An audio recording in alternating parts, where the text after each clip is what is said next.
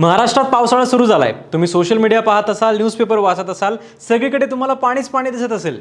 वेगवेगळ्या शहरात पावसाने घातलेलं थैमान आणि पाण्याखाली गेलेली शहरं सगळ्या माध्यमातून बघायला मिळत असतील। पण जर तुम्ही एक गोष्ट ऑब्झर्व केली असेल तर तुमच्या लक्षात येईल की अशी परिस्थिती आपण मागची अनेक वर्षे रिपीट पाहतोय। दरवर्षी असेच व्हिडिओज आणि अशाच न्यूज रिपोर्ट्स येत असतात। पावसाळा सुरू होतो, सुरुवातीच्या काही दिवसातच मुसळधार पाऊस फक्त 1-2 दिवस सलग पडतो आणि लगेच संपूर्ण शहर पाण्याखाली जातं। रस्ते नदीसारखे दिसू लागतात, गाड्या वाहून जातात, रेल्वे बंद पडते, हजारो लोक आहेत त्या ठिकाणीच अडकून पडतात आणि पुन्हा तोच प्रश्न विचारला जातो की इतका विकास झाला, स्मार्ट सिटी झाल्या, मग दरवर्षी हीच परिस्थिती का? खरं सांगायचं तर या दोष फक्त पावसाचा नाहीये, कारण मुंबई, पुणे, नागपूर, नाशिक, कोल्हापूर आणि सांगली किंवा सातारा अशा शहरांमध्ये पडणारा पाऊस हा निसर्गाचा प्रश्न कमी आणि शहरांच्या नियोजनाचा प्रश्न जास्त आहे। आणि सर्वात धक्कादायक गोष्ट म्हणजे जगात काही देशांनी याच समस्येवर उपाय शोधलाय, पण भारतात आपण अजूनही पावसाला दोष देण्यातच अडकलो आहोत। इतका विकास होऊनही आपल्याकडे दरवर्षी शहरं तुंबतात कशी आणि इतर देशांनी अशी कोणती सिस्टीम बनवली आहे जी भारतात अजूनही नाहीये, सांगतो या व्हिडिओत। नमस्कार, मी संकल्प पाटील आणि तुम्ही बघताय लगाव बत्ती। सर्वात आधी आपण महाराष्ट्रात पावसाच्या पाण्याच्या नियोजनाची परिस्थिती नक्की बिघडली कशी हे पाहूयात। काही मुख्य शहरांच्या रिपोर्टकडे पाहिलं तर मुंबई, पुणे, नागपूर, कोल्हापूर, सांगली, सातारा आणि नाशिक अशा प्रत्येक मोठ्या शहरात पूर येण्याची कारणं वेगवेगळी आहेत। मुंबईत मुसळधार पाऊस तर पडतोच, पण त्याचबरोबर समुद्राची भरती, मिठी नदीचं अरुंद झालेलं पात्र आणि अतिक्रमण यामुळे पाणी बाहेर पडतच नाही। पुण्याची गोष्ट सांगायची तर पुण्यात वेगाने झालेलं नागरीकरण, मुळा, मुठा या नद्यांच्या काठचा विकास आणि वाढलेलं काँक्रिटीकरण यामुळे पाणी जमिनीत मुरत नाही।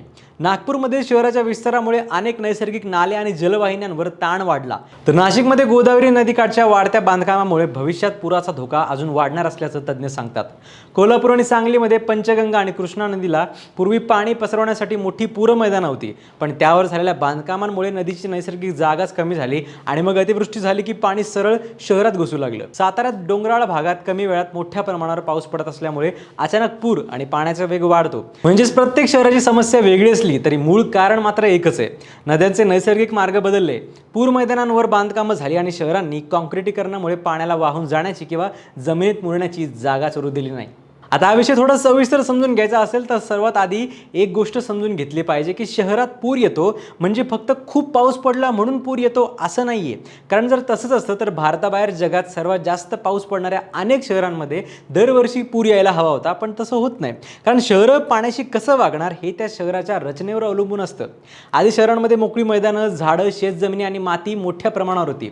पावसाचं पाणी सहज जमिनीत मुरायचं। आज त्याच जागी सिमेंटचे रस्ते, पार्किंग, टाईल्स, उंच इमारती आणि काँक्रीटचं जंगल उभं राहिलंय, त्यामुळे पाणी जमिनीत मुरतच नाहीये, ते सरळ रस्त्यावरूनच वेगाने वाढतं। यालाच जलवैज्ञानिक भाषेत रन ऑफ म्हणतात। म्हणजे शहर जितकं काँक्रीटचं तितका पूर येण्याचा धोका जास्त। याचं दुसरं मोठं कारण म्हणजे आपली ड्रेनेज सिस्टीम। भारतातल्या अनेक शहरांमधले ड्रेनेज सिस्टीम 40-50 वर्षांपूर्वीच्या लोकसंख्या आणि त्या काळच्या पावसाच्या अंदाजानुसार बांधण्यात आले होते। मात्र आज अनेक शहरं अनेक पटींनी वाढली आहेत, लोकसंख्या वाढली आणि रस्ते वाढलेत, पण नाले आणि ड्रेनेजची क्षमता जवळपास तशीच राहिली। मुंबईतल्या अनेक भागांमध्ये आजही ब्रिटिश काळात तयार झालेल्या ड्रेनेज नेटवर्कवरच शहर अवलंबून आहे। त्यामुळे मुसळधार पाऊस झाला की संपूर्ण व्यवस्था काही तासातच कोलमडते। त्यात प्लास्टिक आणि घनकचऱ्यामुळे नाले तुंबले तर परिस्थिती आणखी जास्त गंभीर होते। तिसरं आणि अत्यंत महत्त्वाचं कारण म्हणजे आपण निसर्गाचे मार्गच बंद केले। प्रत्येक शहरात नाले, ओढे, पाणथळ जागा आणि पूर्व मैदाने ही अतिरिक्त पाणी साठवण्यासाठी एक प्रकारे निसर्गानेच तयार केलेली व्यवस्था असते। पण गेल्या काही दशकात अशा जागांवर मोठ्या प्रमाणावर बांधकामं झाली। मुंबईची मिठी नदी हे त्याचं सर्वात मोठं उदाहरण आहे। नदीचं पात्र अरुंद झालं, अनेक ठिकाणी अतिक्रमण झालं आणि गाळ साचत गेला। 2005 मध्ये मुंबईत विक्रमी पाऊस झाला, तेव्हा या नदीला अतिरिक्त पाणी वाहून नेता आलं नाही आणि संपूर्ण शहर ठप्प झालं होतं। पुण्यातही मुळा, मुठा नदीच्या पूर मैदानांवर विकास झाल्याबद्दल वारंवार चर्चा होते। कोल्हापूर आणि सांगलीमध्ये पंचगंगा आणि कृष्णा नदीकाठच्या वस्त्यांना तर जवळपास प्रत्येक काही वर्षांनी पुराचा फटका बसतो। ही झाली आपल्याकडची परिस्थिती आणि त्यामागची कारणं, पण ही समस्या फक्त भारतात नाहीये। पाऊस तर जगभरात पडतो। अनेक मोठ्या इंटरनॅशनल सिटीजमध्ये अतिवृष्टी होते, पाणी साचतं, पण फरक इतकाच आहे की काही देशांनी ही अडचण वेळेत ओळखली। आज जगभरात स्पॉन्ज सिटी ही संकल्पना वेगाने लोकप्रिय होते। आता ही संकल्पना नक्की काय आहे तर स्पंज पाणी जसं शोषून घेतो तसं शहरानेही पावसाचं पाणी शक्य तितकं शोषून जमिनीत मुरवावं हा त्यामागचा विचार आहे। चीनने 2014 पासून स्पॉन्ज सिटी मिशन सुरू केलं। वुहान, शांघाय आणि शियामेन सारख्या शहरांमध्ये अनेक प्रकारचे विशेष रस्ते, पाणी मुरणारे फुटपाथ, रेन गार्डन्स आणि कृत्रिम तलाव आणि हिरवळीचे पट्टे तयार करण्यात आले। उद्देश एकच की पाणी गटारात ढकलण्यापेक्षा ते शहरातच नैसर्गिकरित्या मुरवणं। सिंगापूरने यापेक्षाही वेगळी दिशा घेतली. त्यांनी ॲक्टिव्ह ब्युटिफुल क्लीन वॉटर्स या प्रकल्पाअंतर्गत कॉन्क्रीटचे नाले मोडून त्यांना नैसर्गिक स्वरूप दिलं.